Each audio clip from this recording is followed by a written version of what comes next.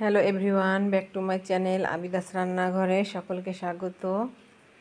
দূরে কাছে দেশ ও দেশের বাহিরে যে যেখান থেকে আমার ভিডিওটি দেখছেন সকলকে অসংখ্য ধন্যবাদ। প্রতিদিনকের মতো আজকেও আমি আরেকটা নতুন ভিডিও নিয়ে চলে এসেছি। তো আজকের ভিডিওতে থাকছে আমার ভর্তার রেসিপি। আজকে আমি তৈরি করেছি ভেন্ডি ভর্তা এবং পটল ভর্তা। পাকা পটল ঘরে ছিল বেশ কয়েকদিন আগের কিনে এনে রাখা। তো পটলগুলো কিন্তু লাল লাল হয়ে গিয়েছে, হলুদ হয়ে গিয়েছে। তো সেগুলোকে ভর্তা করে নেব। আর এই তো ভেন্ডি ভর্তা করার জন্য ভেন্ডিগুলোকে প্রথমে পানিতে ভালোভাবে ধুয়ে ক্লিন করে নিয়েছি। আর এই তো আগা মাথা মানে দু সাইডে কেটে নিয়েছি। আর এখন আমি এটা একটা স্টিনারের বক্সে দিয়ে দিচ্ছি, ভাপ দিয়ে সিদ্ধ করে নেব।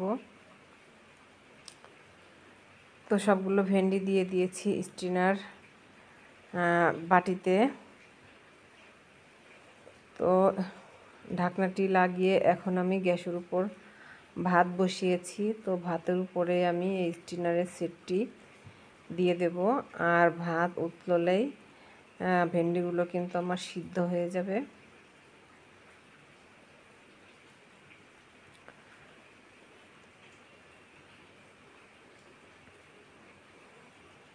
তো ভেন্ডিগুলো সিদ্ধ হতে থাক।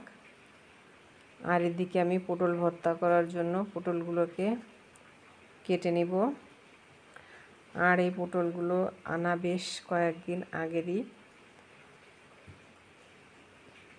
তো সেই পটলগুলো এখন দেখি পেকে গিয়েছে আজকে। তো সেগুলোই কিন্তু ভর্তা করে নেব। আর এদিকে আমার কিন্তু ভাতও হয়ে গিয়েছে আর ভেন্ডিটাও সিদ্ধ হয়ে গেছে। আর এদিকে আমি পটলগুলো কেটে নিয়েছি 4 ফালি করে। উপরের পাতলা যে আবরণ থাকে পটলের উপরে সেটি আঁচড়িয়ে তুলে ফেলেছি। আর পটলগুলোকে কেচে নিয়ে 4 ফালা করে কেটে নিয়েছি। আর এখন পটলগুলোকে প্রথমে ভেজে নেবে। তো ভাজার জন্য আমি ফ্রাই প্যানে দিয়ে দিচ্ছি তেল। আর তেলটা গরম হওয়া পর্যন্ত অপেক্ষা করব। তেল গরম হয়ে এলে আমি পটলগুলোকে তেলের উপরে দিয়ে দেব। পটলগুলো দিয়ে দিয়েছি। তো পটলে আমি কিন্তু হলুদ লবণ কিছুই মাখাইনি। পটলগুলো দিয়ে দেওয়ার পরে তেলে তারপরে হলুদ লবণের ভিতরে দিয়ে দেব।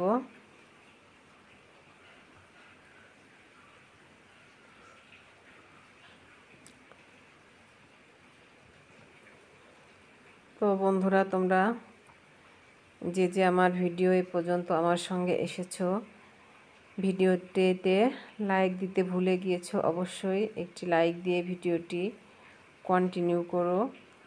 আর নতুন যে সকল বন্ধুরা আমার চ্যানেলে আজ নতুন ভিডিও দেখছো, তোমরা অবশ্যই আমার চ্যানেলটিকে সাবস্ক্রাইব করে রেখো। তাহলে আমি যখনই নতুন নতুন ভিডিও আপলোড দেব সবার আগে ভিডিওর নোটিফিকেশন তোমাদের কাছে পৌঁছে যাবে। আর এই তো আমি একটু হলুদ আর একটু লবণ দিয়ে দিয়েছি পটলের ভিতরে। আর দিয়ে দিয়েছি কয়েকটা কাঁচা পাকা মরিচটাকে এর সঙ্গে ভেজে নেব।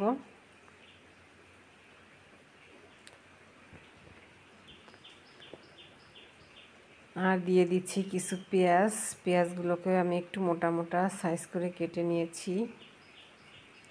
তো পেঁয়াজগুলো এর সঙ্গে নেড়ে চেড়ে ভেজে নেব। আর এই পটলটা এভাবে ভর্তা করলে ভাতের সঙ্গে খেলে কিন্তু অসাধারণ লাগে। তোমরা খেয়ে দেখতে পারো বন্ধুরা। আমি কিন্তু মাঝে মাঝে এভাবে পটল ভর্তা করে থাকি।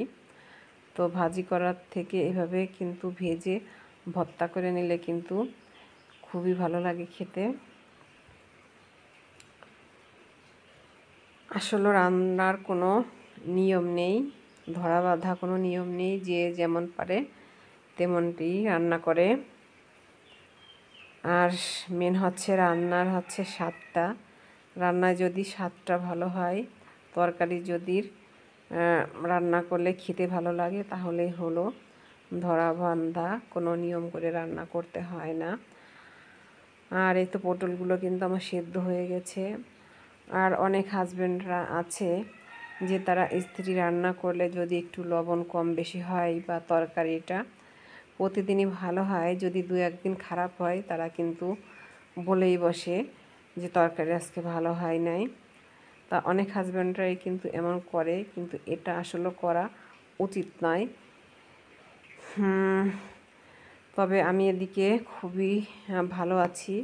আমার হাজব্যান্ড কখনোই কিন্তু বলে না তরকারি খারাপ হলে।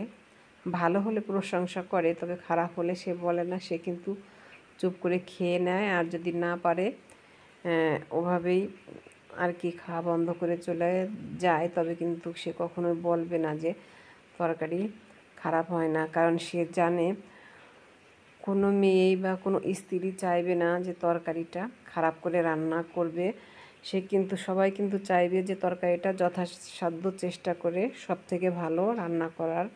তো এইটুকু যে হাজব্যান্ডরা বোঝে, তারা কিন্তু কখনোই বলবে না যে তরকারি খারাপ হয়েছে। কারণ সবাই চায় যে আমি তরকারিটা বা যে কোনো রেসিপি করলে সব থেকে ভালো করে রান্না করব।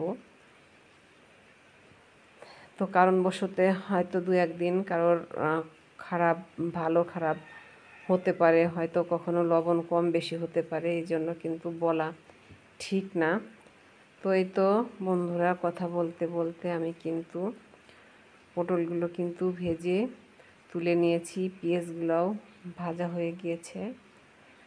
তো এখন ভর্তা করে নেওয়ার পালা। আমি পটলগুলো হাত দিয়েই ডলে ভর্তা করব। তোমরা চাইলে শিলপাটায় বা ব্লেন্ডারও করতে পারো। তো আমি কিন্তু হাত দিয়ে এখন ভর্তা করে নিব। আর পটলগুলো কিন্তু ভর্তা করে নিয়েছিলাম, অনেকগুলো ভাত খেয়েছি পেট ভরে, খুবই কিন্তু ভালো লেগেছিল পটল ভর্তা এবং ভেন্ডি ভর্তা। এই তো পটল ভর্তাটা কিন্তু আমার হয়ে গেছে। তো এর ভিতরে আমি কিন্তু বাড়তি কোনো তেল ব্যবহার করছি না, যেহেতু অনেকটাই তেল ভাজার সময় দেয়া হয়েছে। তো পটল ভর্তাটা করে রেখে এদিকে আমি ভেন্ডিগুলো ভর্তা করে নেব। ভেন্ডিগুলো আমি স্টিনার থেকে নিয়ে তারপরে হচ্ছে ভেন্ডিগুলো ছোট ছোট করে কেটে নিয়েছি। এক একটা ভেন্ডি 3 খণ্ড করে কেটে নিয়েছি, কারণ এভাবে ছোট করে কেটে নিলে ভেন্ডি ভর্তা যখন করব, যখন খাবো, তখন কিন্তু খেতে খুবই ভালো লাগবে। আর বড় বড় আনাম করে যদি ভর্তা করতাম, সেটা কিন্তু খেতে ভালো লাগতো না। তো আর এই তো আমি এখন কিছু কাঁচা পেঁয়াজ এবং কাঁচা মরিচ দিয়েছি, একটু লবণ দিয়ে দিচ্ছি। লবণ বেশি লাগবে না, যেহেতু ভেন্ডি এখানেও তেমন বেশি না। তো পেঁয়াজটাকে একটু আমি হাত দিয়ে প্রথমে মেখে নিচ্ছি, ভর্তা করে নিচ্ছি পেঁয়াজ এবং মরিচটাকে। এখন পেঁয়াজ মরিচের সঙ্গে ভেন্ডিগুলোকে সুন্দরভাবে মাখিয়ে নেব। আর এভাবে কিন্তু ভেন্ডি ভর্তা করলে আমার যে কোনো কিছুর সাথে কিন্তু খেতে ভালো লাগে। ভাত বলো, খিচুড়ি বলো, খুদে ভাত বলো, যে কোনো কিছুর সঙ্গে কিন্তু গরম গরম খেতে কিন্তু অসাধারণ লাগে। মাছ মাংস কিন্তু অনেক সময় খেতে ভালো লাগে না। এই যে সামনে কিন্তু কোরবানি আসছে, কোরবানির মাংস খেতে খেতে কিন্তু আর মন চাইবে না যে খাই, তখন মন চাইবে যে একটু ভর্তা ভাজি নিরামিষ হলে মনে হয় শান্তি মতো ভাত খেতাম। তো এইভাবে কিন্তু ভর্তা করে নিয়ে খেতে পারো ভাত। আর এই তো আমার কিন্তু ভেন্ডিটাও ভর্তা করে নিয়েছি। এখন আমি একটু উপরে ভাজা পেঁয়াজ, একটু ভাজা মরিচ রেখেছিলাম, সেগুলো একটু দিয়ে দিচ্ছি। তো ভাজা পেঁয়াজ ভাজা মরিচটা দিয়ে আবারও একটু ভেন্ডিগুলোকে আমি সুন্দরভাবে মেখে নেব।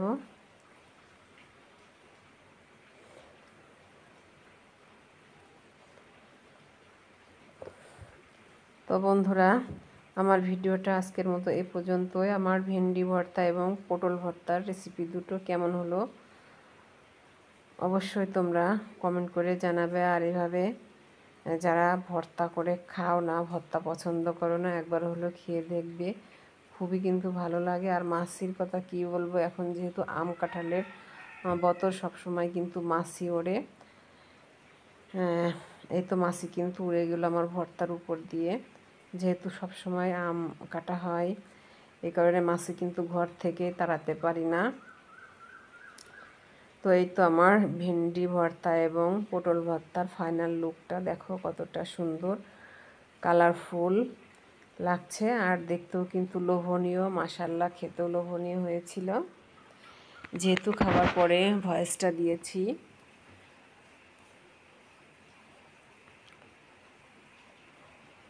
তো সবাই ভালো থেকো, সুস্থ থেকো। আজকের মতো ভিডিওটা এ পর্যন্তই, দেখা হবে নেক্সট ভিডিওতে। আল্লাহ হাফেজ।